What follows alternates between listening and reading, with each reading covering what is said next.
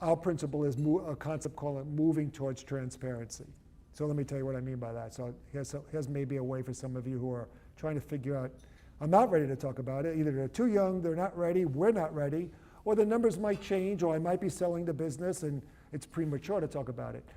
Well, one thing you could always talk about is the topic of money, right? You can always be providing education, your philosophy of money, what you expect of them to know from a knowledge perspective. So you can always talk about the concept of money, or for those of you who have operating businesses, the business acumen, like knowing about how businesses run and balance sheets, right? You don't have to then translate that to, therefore we're worth, or the company's generating 20 million in revenue, and the EBITDA is this, right? So talking about money. The other thing that we talk about as we found over the years, that is when someone's entering the college years, that's probably another place where we'll call it open up the spigot a little bit.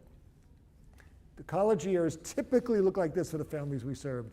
The schooling is completely paid for, the housing is completely paid for, and there's usually a debit or a credit card that's covering all of the expenses. So the child's focused on school. That's a good inclination, right? It's also an opportunity to say you could do it that way, or there could be a budget.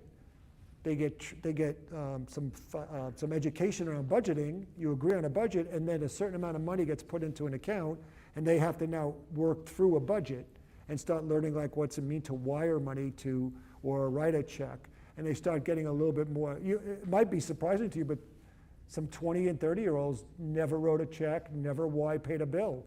And they're insecure as a result. It's not that they love doing that, but so we see that college age period is a great period to start opening it up and maybe saying, you know, you got a certain amount of money that you can use for lifestyle, and we're going to cover this.